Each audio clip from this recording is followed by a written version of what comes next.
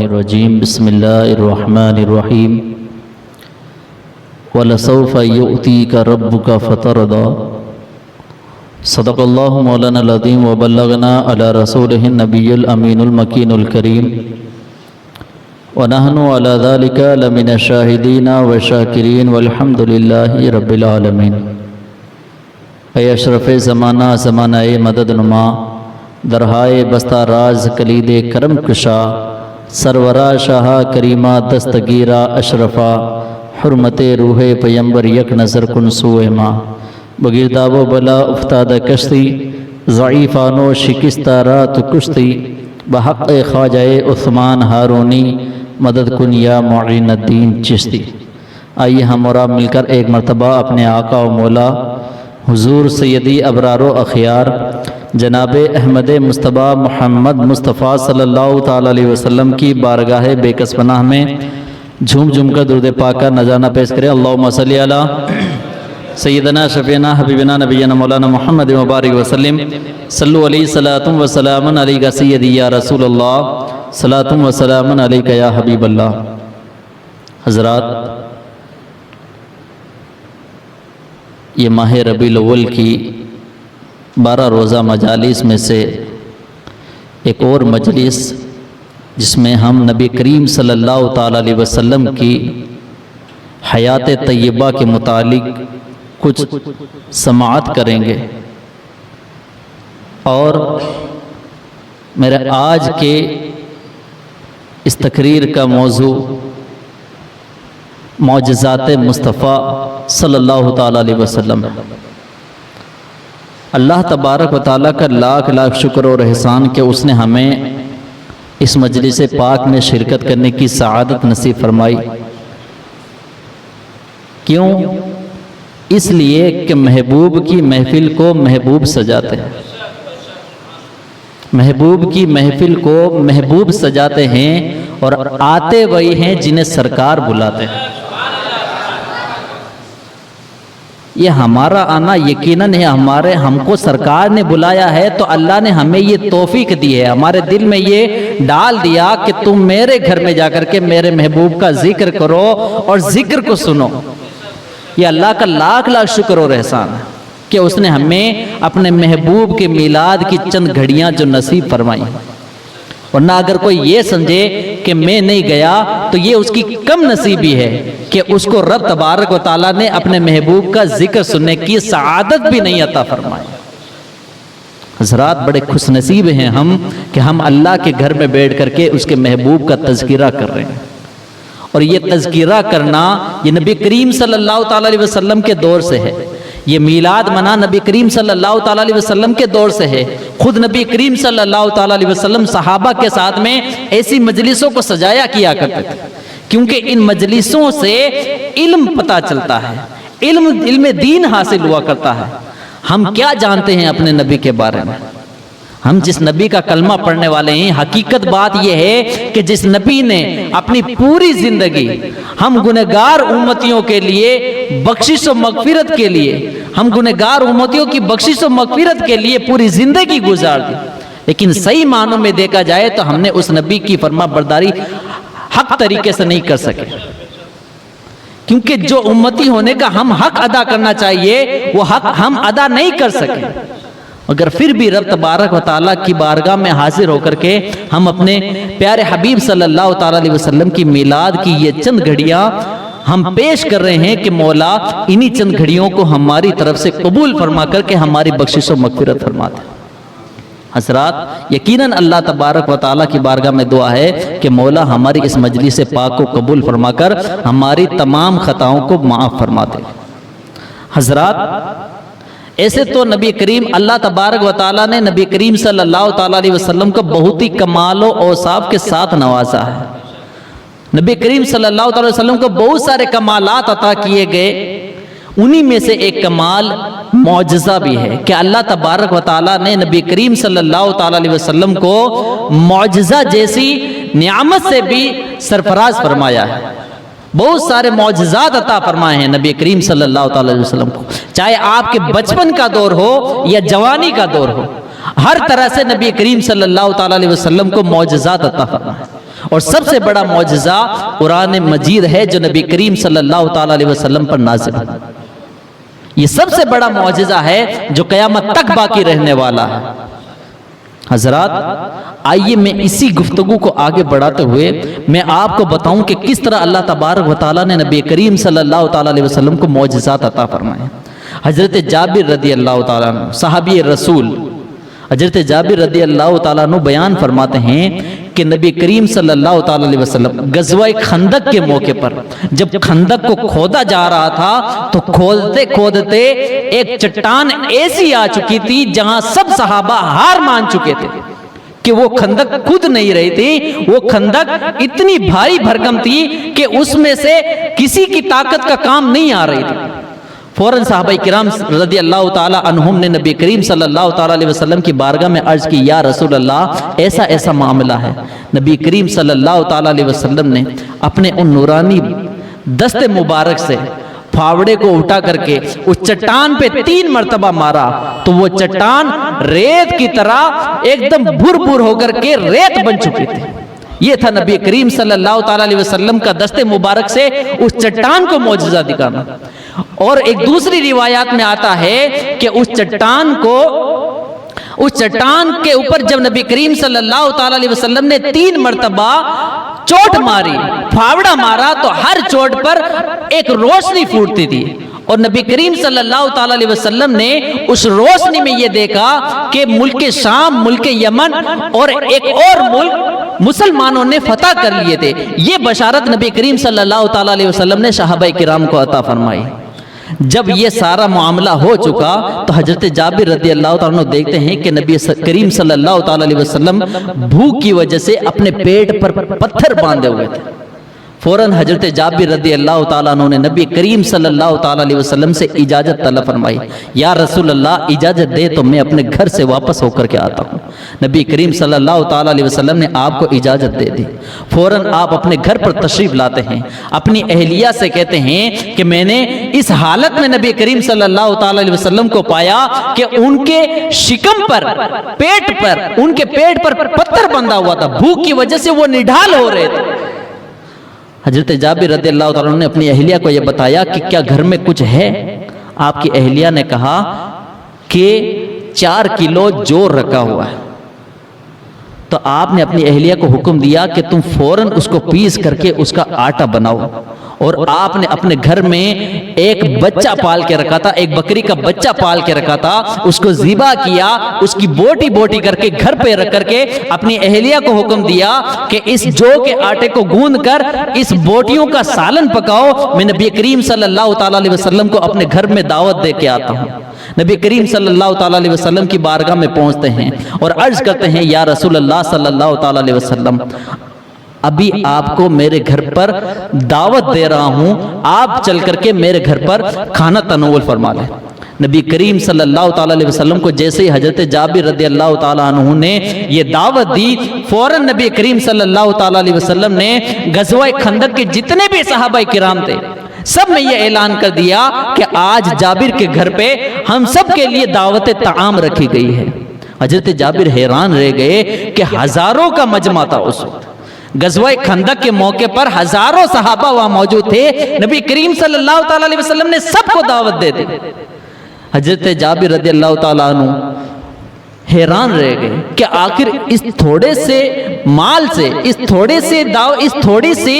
چیزوں سے تمام صحابہ کرام رضی اللہ تعالیٰ عنہ کس طرح پیٹ بھر سکیں گے. لیکن انہیں نبی کریم صلی اللہ تعالیٰ علیہ وسلم کی ذات پر امید تھی, نبی کریم صلی اللہ تعالیٰ علیہ وسلم پر بھروسہ تھا. نبی کریم صلی اللہ تعالیٰ علیہ وسلم نے حضرت جابر کو حکم دیا کہ جاؤ گھر پر اور جب تک میں نہ کہوں تب تک روٹیاں تیار نہ کروانا. تمام صحابہ کرام رضی اللہ تعالیٰ عنہ حضرت جابر کے رضی اللہ تعالیٰ عنہ کے گھر کی طرف چل پڑے. نبی کریم صلی اللہ تعالیٰ علیہ وسلم تشریف لائے. حضرت جابر کو حکم دیا کہ تمہارے پاس جو آٹا ہے وہ لے کر کے آؤ اور جو تم نے سالن بنایا ہے وہ بھی لے کر کے آؤ. جیسے نبی کریم صلی اللہ تعالیٰ علیہ وسلم کی بارگاہ میں پیش کیا گیا تو جو آپ کی اہلیہ آٹا گوندنے والی تھی اس آٹے میں نبی کریم صلی اللہ تعالیٰ علیہ وسلم نے اپنا لعاب دہن, اپنا تھوک مبارک اس آٹے میں ملایا اور اس سالن میں بھی ملا دیا. اور پھر اس کے بعد میں حکم دیا کہ اب روٹیاں بنا کر کے تیار کرو.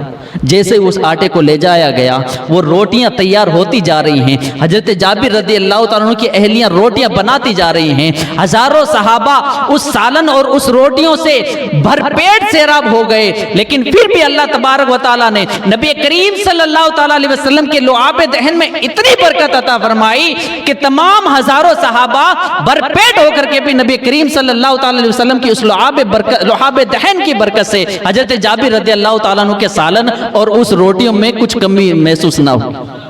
یہ تھا نبی کریم صلی اللہ تعالیٰ علیہ وسلم کا ایک عظیم معجزہ, ایک عظیم لعاب دہن کا معجزہ, جس سے اللہ تبارک و تعالیٰ نے اتنی برکت عطا فرمائی کہ اس لعاب دہن کی وجہ سے تمام بھوکے صحابہ نے اپنے آپ بھی بھر پیٹ کھانا کھایا اور نبی کریم صلی اللہ تعالیٰ علیہ وسلم اور حضرت جابر رضی اللہ تعالیٰ نے بھی اس سے تناول فرمایا.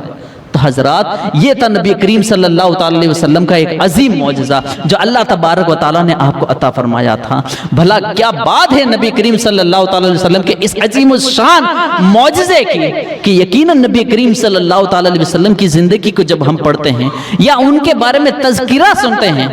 تو یقیناً دل کرتا ہے کہ ان کے تذکیروں کو سنتے جائیں, بس انہی کے تذکیروں کو سنتے جائیں اور انہی کے تذکیروں کو سن کر کے ہم اپنی زندگی کو مسرت کرتے جائیں. حضرات اسی طرح اور بھی نبی کریم صلی اللہ تعالیٰ علیہ وسلم کو اللہ تبارک و تعالیٰ نے معجزے عطا فرمائے تھے. جس طرح چاند کے 2 ٹکڑے کر دینا یہ بھی نبی کریم صلی اللہ تعالیٰ علیہ وسلم کا بہت ہی عظیم معجزہ ہے. سورج کو پھیر دینا یہ بھی نبی کریم صلی اللہ تعالیٰ علیہ وسلم کا بہت عظیم معجزہ ہے. چاند کے 2 ٹکڑے کرنے کا معجزہ یہ ہے کہ جس وقت نبی کریم صلی اللہ تعالیٰ علیہ وسلم نے کفار مکہ کو اسلام کی دعوت دی تھی اور اپنا نبی ہونا ان کو بتایا تھا کہ میں اللہ کا سچا نبی ہوں, تو کفار مکہ نے یہ آپ سے دریافت کیا, یہ کہنے لگے کہ اگر آپ اللہ کے سچے نبی ہیں تو کوئی ہمیں دعویٰ دیں یا کوئی ایسا آسمانی معجزہ دکھائیں جس سے ہم یہ مان لیں کہ آپ اللہ کے سچے نبی ہیں. کفار مکہ یہ نبی کریم صلی اللہ تعالیٰ علیہ وسلم کے سامنے کہنے لگے. نبی کریم صلی اللہ تعالیٰ علیہ وسلم نے انہیں صفا پہاڑی پر لے جا کر کے, صفا پہاڑی پر جب نبی کریم صلی اللہ تعالیٰ علیہ وسلم پہنچے تو آپ نے چاند کی طرف اشارہ کیا تو چاند کے 2 ٹکڑے ہو گئے. چاند کے 2 ٹکڑے ہو گئے. مفتی یار احمد فرماتے ہیں کہ وہ بیان کرتے ہیں کہ جس وقت چاند کے 2 ٹکڑے کیے تھے اس وقت حضرت عبداللہ بن مسعود رضی اللہ تعالیٰ عنہ وہی موجود تھے اور انہوں نے یہ سارا ماجرا اپنی آنکھوں سے دیکھا تھا. جب انہوں نے یہ سارا ماجرا اپنی آنکھوں سے دیکھا تھا تو وہ بیان فرماتے ہیں کہ وہ چاند کے 2 ٹکڑے ہوئے, ایک ٹکڑا صفا پہاڑی کے اوپر آ کر کے ٹھہرا تھا اور ایک ٹکڑا صفا پہاڑی کے نیچے اتر گیا تھا. یہ نبی کریم صلی اللہ تعالیٰ علیہ وسلم نے جب ان کافروں کے سامنے معجزہ دکھایا, اور یہ معجزہ کیوں دکھایا تھا کیونکہ اس وقت ابو جہل نے یمن کے بادشاہ کو بلایا اور یمن کا بادشاہ ابو جہل, ان دونوں کی یہ سازش تھی کہ کسی طرح کفار مکہ اسلام کو پھیلنے سے روک دے, نبی کریم صلی اللہ تعالیٰ علیہ وسلم کی اس تبلیغ کو روک سکے. اس لیے ابو جہل نے وہاں آ کر کے ابو جہل نے یمن کے بادشاہ کو بلایا, یمن کے اس بادشاہ کو بلا کر کے اور ان کفار مکہ کو یہ تعبیر ان کفار مکہ کو بتایا کہ تو نبی کریم صلی اللہ تعالیٰ علیہ وسلم سے یہ فریاد کرو کہ ہمیں کوئی آسمانی معجزہ دکھاؤ. تو اس طرح یہ آسمانی معجزہ پیش آیا. تو جب یہ آسمانی معجزہ پیش آیا پھر بھی کفار مکہ نے آپ کے اس آسمانی معجزے کو نہ مانا اور آپ کو جادوگر کہہ کر کے اس معاملے کو ٹال دیا. لیکن جیسے نبی کریم صلی اللہ تعالیٰ علیہ وسلم نے اس آسمانی معجزے کو چاند کے 2 ٹکڑے کیے ہیں تو بریلی کے امام احمد رضا بول اٹھے ہیں, تیری مرضی پا گیا سورج گرا الٹے قدم, تیری انگلی اٹھ گئی ماہ کا کلیجہ چر گیا. حضرات یہ تھا نبی کریم صلی اللہ تعالیٰ علیہ وسلم کا وہ عظیم معجزہ کہ جس کے ذریعے نبی کریم صلی اللہ تعالیٰ علیہ وسلم نے اسلام کی تبلیغ فرمائی, لوگوں کے سامنے اپنے معجزات ظاہر فرمائے. اور اسی طرح اور بھی بہت سارے معجزات ایسے ہیں جو نبی کریم صلی اللہ تعالیٰ علیہ وسلم نے الگ الگ موقع پر بیان فرمائے ہیں, الگ الگ موقع پر ظاہر فرمائے ہیں. اسی طرح حضرت ابو ہریرہ رضی اللہ تعالیٰ عنہ سے روایت ہے, حضرت ابو ہریرہ رضی اللہ تعالیٰ عنہ بیان فرماتے ہیں کہ میں ایک مرتبہ بھوک کی وجہ سے تڑپ رہا تھا. میرے کو اتنی شدت کی بھوک لگی ہوئی تھی کہ میرے پیٹ پر پتھر باندھ کر کے میں بیٹھ گیا, مدینے کے راستے میں بیٹھ چکا تھا. میں پتھر باندھ کر کے راستے میں بیٹھا ہوا تھا کہ لوگ وہاں سے گزر رہے تھے نبی کریم صلی اللہ تعالیٰ علیہ وسلم کا بھی وہاں سے گزر ہوا. تو جیسے نبی کریم صلی اللہ تعالیٰ علیہ وسلم کا وہاں سے گزر ہوا، نبی تو عالم وہ غیب، وہ تو غیب کا بھی علم رکھنے والے ہیں. فوراً حضرت ابو ہریرہ رضی اللہ تعالیٰ عنہ کی دل کی بات کو پہچان لیا. حضرت ابو ہریرہ رضی اللہ تعالیٰ عنہ کو حکم دیا، اے ابو ہریرہ میرے پیچھے پیچھے آؤ. حضرت ابو ہریرہ رضی اللہ تعالیٰ عنہ نے نبی کریم صلی اللہ تعالیٰ علیہ وسلم کے اس حکم کی تعمیل کی اور آپ کے پیچھے پیچھے چل دیے. نبی کریم صلی اللہ تعالیٰ علیہ وسلم جب اپنے گھر میں پہنچے تو حضرت ابو ہریرہ رضی اللہ تعالیٰ عنہ نے بھی اجازت طلب کر کے آپ کے گھر میں تشریف لے گئے. جیسے ہی آپ ان کے گھر میں نبی کریم صلی اللہ تعالیٰ علیہ وسلم کے گھر میں تشریف لے گئے تو نبی کریم صلی اللہ تعالیٰ علیہ وسلم نے اپنے اہل خانہ سے پوچھا کیا گھر میں کچھ ہے؟ نبی کریم صلی اللہ تعالیٰ علیہ وسلم نے اپنے گھر میں ایک دودھ کا پیالہ دیکھا تو اپنے اہل خانہ سے پوچھا کہ آخر یہ دودھ کہاں سے آیا ہے؟ تو آپ کے اہل خانہ، آپ کے گھر والے کہنے لگے کہ فلاں صحابی یا فلاں صحابیہ یہ دودھ ہدیتاً ہمیں دے کر کے گئے ہیں. فوراً نبی کریم صلی اللہ تعالیٰ علیہ وسلم نے حضرت ابو ہریرہ کو حکم دیا کہ جاؤ اہل صفا جو ایک چبوترا تھا وہاں جا کر کے جتنے بھی صحابہ کرام ہیں ان کو جا کر کے کہو کہ تمہیں نبی کریم صلی اللہ تعالیٰ علیہ وسلم نے طلب فرمایا ہے، نبی کریم صلی اللہ تعالیٰ علیہ وسلم نے تمہیں بلایا ہے. حضرت ابو ہریرہ رضی اللہ تعالیٰ عنہ فوراً اہل صفا کی طرف چلے جاتے ہیں. اہل صفا کون تھے؟ یہ اسلام کے مہمان تھے اور یہ ایسے تھے جنہیں جو اپنا گھر بار سب کو چھوڑ کر کے علم دین حاصل کرنے کے لیے نبی کریم صلی اللہ تعالیٰ علیہ وسلم کی بارگاہ میں حاضر رہتے تھے. اور نبی کریم صلی اللہ تعالیٰ علیہ وسلم کے پاس میں جو بھی صدقہ و خیرات آیا کرتا تھا وہ نبی کریم صلی اللہ تعالیٰ علیہ وسلم ان اہل صفا کو دے دیا کرتے تھے اور وہ اس سے اپنی ضرورتیں پوری کیا کرتے. اور جب آپ کو کوئی ہدیہ پیش کیا کرتا تھا تو وہ اس ہدیے سے نبی کریم صلی اللہ تعالیٰ علیہ وسلم ان کو بھی اس ہدیے سے اس میں سے دے دیا کرتے تھے اور اس میں سے جو بچتا تھا وہ خود نبی کریم صلی اللہ تعالیٰ علیہ وسلم اپنے پاس رکھ لیا کرتے. جب حضرت ابو ہریرہ رضی اللہ تعالیٰ عنہ اہل صفا کو بلا کر کے لائے اور یہ اہل صفا یہ ان کی تعداد قریب 70 تھی. 70 صحابہ کرام تھے یہ اہل صفا والے. 70 صحابہ کرام رضی اللہ تعالیٰ عنہ جب نبی کریم صلی اللہ تعالیٰ علیہ وسلم کے گھر میں تشریف لائے، نبی کریم صلی اللہ تعالیٰ علیہ وسلم نے حضرت ابو ہریرہ کو حکم دیا کہ اے ابو ہریرہ یہ دودھ کا پیالہ لو اور ان کو پلاؤ. حضرت ابو ہریرہ رضی اللہ تعالیٰ عنہ نے اس دودھ کے پیالے کو اٹھایا اور ایک ایک کر کے سب کو ان کے ہاتھوں میں پکڑا دیا. پہلے ایک نے پیا، بھر پیٹ شکم ہو کر کے پیا اور اچھی طرح پینے کے بعد میں پھر دوسرے کی بارگاہ میں پیش کیا گیا. اسی طرح سارے 70 صحابہ نے اس دودھ کے پیالے سے دودھ پیا اور ایک دم بھر پیٹ دودھ پیا، لیکن اس دودھ کے پیالے سے کچھ بھی کم نہیں ہوا. یہ نبی کریم صلی اللہ تعالیٰ علیہ وسلم کا وہ معجزہ تھا کہ ایک دودھ کا پیالہ ہے، اسی دودھ کے پیالے میں اللہ نے اتنی برکت عطا فرمائی ہے. آپ کا یہ معجزہ دیکھ کر، آپ کا یہ معجزہ جو نبی کریم صلی اللہ تعالیٰ علیہ وسلم نے ایک دودھ کے پیالے سے 70 صحابہ کرام کے پیٹ کو بھر دیا تھا. اب حضرت ابو ہریرہ کو حکم دیا کہ اے ابو ہریرہ اب تم اس میں سے پیو. تو حضرت ابو ہریرہ رضی اللہ تعالیٰ عنہ جو بھوک سے نڈھال ہو رہے تھے انہوں نے اس دودھ کے پیالے کو لیا اور پی لیا. پھر نبی کریم صلی اللہ تعالیٰ علیہ وسلم نے حکم دیا کہ اور پیو. پھر آپ نے اس میں سے پیا. پھر آپ نے حکم دیا کہ اور پیو. حضرت ابو ہریرہ رضی اللہ تعالیٰ عنہ فرمانے لگے قسم اس ذات کی جس کے قبضہ قدرت میں میری جان ہے، یا رسول اللہ اب ابو ہریرہ کے پیٹ میں اتنے طاقت نہیں ہے کہ اس دودھ کو اور زیادہ پی سکے. پھر نبی کریم صلی اللہ تعالیٰ علیہ وسلم نے اس دودھ کے پیالے سے اس دودھ کو نوش فرمایا اور اس طرح نبی کریم صلی اللہ تعالیٰ علیہ وسلم نے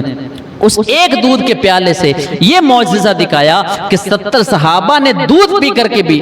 اس دودھ میں کبھی کوئی کمی محسوس نہیں ہونے تھی. اس دودھ میں اللہ نے کوئی کمی نہیں آنے دی کہ اس دودھ کو بھر پیٹ پی کر کے بھی اللہ تبارک و تعالیٰ نے آپ کے اس عظیم معجزے کی برکت سے اس دودھ میں بھی خوب خوب برکت عطا فرمائی۔ تو حضرات یہ معجزے تھے کہ یہ معجزے تھے جو نبی کریم صلی اللہ تعالیٰ علیہ وسلم کہ نبی کریم صلی اللہ تعالیٰ علیہ وسلم کو ان عظیم الشان معجزوں سے رب تبارک و تعالیٰ نے جو عطا فرمائے تھے۔ اس کے علاوہ اور بھی بہت سارے معجزات ہیں جو نبی کریم صلی اللہ تعالیٰ علیہ وسلم کو اللہ تبارک و نبی کریم صلی اللہ علیہ وسلم کو اللہ تبارک و تعالیٰ نے عطا فرمائے تھے۔ اسی طرح جو نبی کریم صلی اللہ تعالیٰ علیہ وسلم کو اپنے صحابہ کرام کو جو تعلیم دیا کرتے تھے، صحابہ کرام کو جو دین کی باتیں بتایا کرتے تھے، نبی کریم صلی اللہ تعالیٰ علیہ وسلم کا یہ معمول تھا کہ اپنے صحابہ کو لے کے بیٹھ جایا کرتے تھے، مجلس سجایا کرتے تھے، مجلس سجایا کرتے تھے، کیونکہ جس وقت آپ مجلس سجاتے تھے اور خطبہ دیتے تھے تو اس وقت خطبہ دینے کے لیے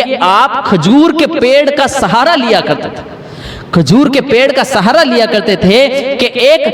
صحابیہ یا ایک صحابی آئے کہ یا رسول اللہ کیوں نہ میں آپ کے لیے ممبر تیار کروا دوں۔ تو نبی کریم صلی اللہ تعالیٰ علیہ وسلم نے ان کو حکم دیا کہ ضرور تم اس ممبر کو تیار کرو۔ جیسے ہی ممبر تیار ہو چکا تھا تو نبی کریم صلی اللہ تعالیٰ علیہ وسلم جب اس ممبر سے خطبہ دینے کے لیے گئے، اس ممبر پر بیٹھ کر کے خطبہ دینے کے لیے گئے، تو کیا دیکھتے ہیں کہ وہ کھجور کا درخت جس کا سہارا لے کر کے نبی کریم صلی اللہ تعالیٰ علیہ وسلم خطبہ دیا کرتے تھے، اس درخت سے آنسو جاری ہو چکے تھے، اس درخت سے رونے کی آوازیں آ رہی تھی۔ گویا وہ درخت کہہ رہا تھا کہ یا رسول اللہ صلی اللہ تعالیٰ علیہ وسلم اب آپ کی جدائی مجھے برداشت نہیں ہے۔ انسان تو انسان ہے، جانور، پیڑ، بلکہ دنیا کی ہر چیز آپ کو اللہ کا سچا رسول مانتے تھے اور آپ کی جدائی کو برداشت نہیں کر سکتے تھے۔ فوراً نبی کریم صلی اللہ تعالیٰ علیہ وسلم اس درخت کے قریب تشریف لائے اور اس درخت کے قریب تشریف لا کر کے آپ نے اس درخت کو گلے سے لگایا اور اس کو گلے سے لگایا۔ جیسے نبی کریم صلی اللہ تعالیٰ علیہ وسلم نے اس درخت کے ساتھ میں چمٹ کر کے گلے سے لگایا ہے، اس درخت کی سسکیاں بن چکی تھی، وہ درخت سسکیاں باندھ چکا تھا۔ فوراً اس درخت کو کچھ دلاسا ہوا۔ اس طرح نبی کریم صلی اللہ تعالیٰ علیہ وسلم کے یہ عظیم الشان معجزے تھے کہ انسان تو انسان، جانور بھی آپ کی تعظیم کیا کرتے تھے، اور صرف جانور ہی نہیں بلکہ شجر و حجر پر بھی آپ کی اسی طرح حکومت تھی کہ شجر و حجر بھی آپ کی بارگاہ میں حاضر ہو کر کے بلکہ صرف آپ کی بات کو سنا نہیں کرتے تھے بلکہ آپ کی بارگاہ میں کلمہ طیبہ پڑھتے ہوئے بھی نظر آتے تھے۔ کئی ایسے معجزات ہیں جو اللہ تبارک و تعالیٰ نے نبی کریم صلی اللہ تعالیٰ علیہ وسلم کو عطا فرمائے تھے۔ حضرات ہمارے لیے یہ ضروری ہے کہ ہم ان نبی کریم صلی اللہ تعالیٰ علیہ وسلم کے معجزات کو سن کر کے، ہم ان نبی کریم صلی اللہ تعالیٰ علیہ وسلم کے عظیم واقعات معجزات کو سن کر کے اپنی زندگی میں اپنے آنے والی نسلوں کو انہیں یہ واقعہ سنائیں تاکہ ہمارے نسلوں میں عشق رسول پیدا ہو سکے اور ہم انہیں یہ بتا سکیں کہ اس دنیا میں اگر سچی محبت کرنے والی کوئی ذات ہے تو وہ نبی کریم صلی اللہ تعالیٰ علیہ وسلم کی ذات ہے، کیونکہ نبی کریم صلی اللہ تعالیٰ علیہ وسلم کی محبت کے علاوہ سب سے زیادہ کسی دوسرے سے محبت کرنا ہرگز جائز نہیں، اس لیے کہ کامل ایمان، مومن کامل اسی وقت ہو سکتا ہے، بندہ پکا مومن اسی وقت ہو سکتا ہے کہ ہر چیز سے زیادہ نبی کریم صلی اللہ تعالیٰ علیہ وسلم سے محبت کرے۔ اس لیے کہ نبی کریم صلی اللہ تعالیٰ علیہ وسلم نے ارشاد فرمایا لا یؤمن احدکم حتی اکون احب الیہ من والدہ وولدہ والناس اجمعین۔ اے لوگو، تم میں سے سب سے زیادہ کامل مومن اس وقت تک نہیں ہو سکتا جب تک کہ اپنے والدین، اپنے مال، اپنی اولاد اور ہر چیز سے زیادہ مجھ سے محبت نہ کرے۔ تو حضرات ہمیں اگر اپنے نبی کریم صلی اللہ تعالیٰ علیہ وسلم سے سچی محبت ہے تو ہمیں یہ چاہیے کہ ہم نبی کریم صلی اللہ تعالیٰ علیہ وسلم کی سیرت مبارکہ کو پڑھیں، ان کی زندگی کو پڑھیں کہ کس طرح نبی کریم صلی اللہ تعالیٰ علیہ وسلم نے اپنے دور میں اپنی زندگی گزار کر کے ہم لوگوں کو یہ درس دیا کہ اے لوگوں، تم بھی اسی طرح زندگی گزارو۔ یقیناً اگر تم اس طرح زندگی گزارو گے تو دنیا میں بھی کامیاب رہو گے اور آخرت میں بھی کامیاب رہیں گے۔ تو ہمارے لیے یہ ضروری ہے کہ ہم صرف نبی کریم صلی اللہ تعالیٰ علیہ وسلم کی زندگی کو پڑھیں یا سنیں نہیں، بلکہ جو چیزیں نبی کریم صلی اللہ تعالیٰ علیہ وسلم نے ہمیں بتائی ہیں ہم ان پر عمل کریں کہ کس طرح نبی کریم صلی اللہ تعالیٰ علیہ وسلم نے ہمیں جن چیزوں کا حکم دیا، اگر ہم نبی کریم صلی اللہ تعالیٰ علیہ وسلم کی سیرت مبارکہ کو اچھی طرح اپنی زندگی پر اتار لیں گے، ان کے جیسا بننے کی کوشش کریں، جیسا انہوں نے حکم دیا ہے اسی طرح اگر ہم نے زندگی گزار لی تو یقیناً ہم دنیا میں بھی کامیاب رہیں گے اور آخرت میں بھی کامیاب رہیں گے۔ اسی طرح نبی کریم صلی اللہ تعالیٰ علیہ وسلم کا ایک اور عظیم معجزہ کہ نبی کریم صلی اللہ تعالیٰ علیہ وسلم کی بارگاہ میں نبی کریم صلی اللہ تعالیٰ علیہ وسلم اپنے صحابہ کرام کو بیان فرما رہے تھے کہ دور سے ایک بہت بزرگ صحابی جو لاٹھی کے سہارے چلا کرتے تھے، اپنا عصا مبارک کے سہارے چلا کرتے تھے، وہ بھی اس مجلس مبارک میں تشریف لائے تھے۔ اور نبی کریم صلی اللہ تعالیٰ علیہ وسلم کی مجلس، کیا بات ہوگی اس مجلس مبارک کی کہ جن مجلس مبارک میں حضرت سیدنا ابو بکر صدیق بھی جلوہ فرما ہوتے، حضرت عمر فاروق بھی جلوہ فرما ہوں گے، حضرت عثمان غنی بھی موجود ہوں گے اس وقت، حضرت علی المرتضیٰ بھی اس وقت موجود ہوں گے، تمام صحابہ کرام بھی بیٹھے ہوئے ہوں گے۔ وہ صحابی، بزرگ صحابی بھی اس مجلس میں تشریف لائے اور مجلس کا بیان چلتے چلتے بہت دیر ہو چکی تھی، یہاں تک کہ رات کی کالی گھٹائیں چھا چکی تھی، اتنے میں بارش شروع ہو چکی تھی۔ بارش شروع ہونے کی وجہ سے بادل چھٹ چکے تھے، کالی اندھیری چھا چکی تھی، چاند اور تارے چھپ چکے تھے، ہر طرف اندھیرا ہی اندھیرا تھا۔ اور اس وقت تو کہ جس وقت لائٹ کا بھی زمانہ نہیں تھا، اس وقت نبی کریم صلی اللہ تعالیٰ علیہ وسلم کا جب وہ بیان مکمل ہو چکا، وہ مجلس اختتام کی طرف آ گئی، تو مجلس ختم ہونے کے بعد میں ان بزرگ صحابی نے نبی کریم صلی اللہ تعالیٰ علیہ وسلم کی بارگاہ میں عرض کی، یا رسول اللہ، رات بہت ہو چکی ہے، اندھیرا چھا چکا ہے، اب میں کیسے اپنے گھر کی طرف جاؤں؟ جبکہ ان کا گھر بہت دور تھا اس وقت۔ تو نبی کریم صلی اللہ تعالیٰ علیہ وسلم نے اپنے دست مبارک کو ان کی لاٹھی پر رکھا، ان کی لاٹھی پر جیسے ہی رکھا، اس لاٹھی کو اس صحابی کے ہاتھ میں دیا، کہا جاؤ اس لاٹھی پہ جو میں نے اپنا دست مبارک رکھا ہے، اللہ تبارک و تعالیٰ میرے اسی دست مبارک رکھنے کی وجہ سے تمہاری لاٹھی میں ایک روشنی پیدا کرے گا، اسی روشنی میں تم اپنے گھر تک پہنچ جانا۔ وہ صحابی رضی اللہ تعالیٰ عنہ اپنے اس عصا کو لے کر کے باہر نکلتے ہیں اور فوراً اس لاٹھی کے روشنی میں چلے جاتے ہیں۔ اتنے میں ایک صحابی کیا سوچتے ہیں کہ موقع اچھا ہے، اسی لاٹھی کی روشنی میں میں بھی اپنے گھر تک پہنچ جاتا ہوں۔ وہ بھی اپنا عصا مبارک اٹھا کر کے ان صحابی رضی اللہ تعالیٰ عنہ کے ساتھ میں چل پڑتے ہیں۔ چلتے چلتے ایک مقام ایسا آیا کہ دونوں کا راستہ الگ الگ ہو جاتا ہے، لیکن وہ صحابی عرض کرتے ہیں کہ اے میرے بھائی، آخر تمہارا راستہ یہاں سے الگ ہو چکا ہے اور میرا راستہ الگ ہو چکا ہے۔ تو وہ صحابی عرض کرنے لگے کہ تم فکر مت کرو، نبی کریم صلی اللہ تعالیٰ علیہ وسلم نے جو اپنا دست مبارک میری لاٹھی پہ لگایا تھا، میں اپنی لاٹھی کو تمہاری لاٹھی سے چھو دیتا ہوں، مس کر دیتا ہوں۔ تو جیسے ہی انہوں نے اپنی لاٹھی کو اس لاٹھی پر رکھا، اس لاٹھی سے جیسے ہی ملایا ہے، تو اللہ کی قدرت، نبی کریم صلی اللہ تعالیٰ علیہ وسلم کا یہ معجزہ کہ جس لاٹھی پر نبی کریم صلی اللہ تعالیٰ علیہ وسلم نے اپنا دست مبارک رکھا تھا، اللہ تبارک و تعالیٰ نے اس لاٹھی کی وجہ سے دوسرے صحابی رضی اللہ تعالیٰ عنہ کی لاٹھی میں بھی وہ چمک عطا فرمائی کہ ان صحابی نے بھی اس لاٹھی کی روشنی میں اپنے گھر تک پہنچ گئے۔ تو حضرات، یہ تھا نبی کریم صلی اللہ تعالیٰ علیہ وسلم کے عظیم معجزات کہ جن کو سن کر کے عقل حیران رہ جاتی ہے کہ کس طرح نبی کریم صلی اللہ تعالیٰ علیہ وسلم کو اللہ تبارک و تعالیٰ نے معجزات عطا فرمائے تھے۔ ہم یہ واقعات سنتے ہیں، نبی کریم صلی اللہ تعالیٰ علیہ وسلم کی زندگی کے بارے میں پڑھتے ہیں، جو نبی کریم صلی اللہ تعالیٰ علیہ وسلم کی زندگی کے بارے میں سنتے ہیں، تو حضرات ہمیں چاہیے کہ ہم ان زندگیوں کو، ان نبی کریم صلی اللہ تعالیٰ علیہ وسلم سے سیرت کو بار بار پڑھیں، اس کا مطالعہ کریں۔ ہم نبی کریم صلی اللہ تعالیٰ علیہ وسلم کی سیرت کا اچھی طرح مطالعہ کریں اور اپنے بچوں کو بھی اس کے